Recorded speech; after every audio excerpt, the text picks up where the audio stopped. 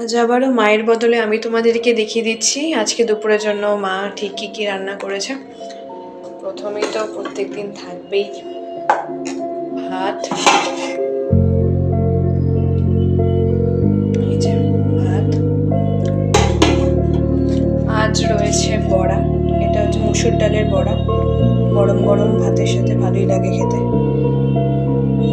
বড়া জিনিসটা আমাদের দুজনেরই খুব ভালো লাগে আর কি। আর এটা করেছে বাঁধাকপি ভাজা, মটরশুঁটি দিয়ে বাঁধাকপি ভাজা। আজকে বেশিরভাগ ভাজাভুজি বেশি হয়েছে, সিম্পল রান্না। কালকে একটু যেহেতু রিচ খাওয়া হয়ে গেছিল, রিচ না শুধু মাছই খেয়েছিলাম, তাও মাকে বললাম আজকে বেশি কি রান্না করতে না। আর এটা হচ্ছে আলুর ডাল, আলু দিয়ে ডাল করেছে, ধনিয়া পাতা দিয়ে, টমেটো দিয়ে।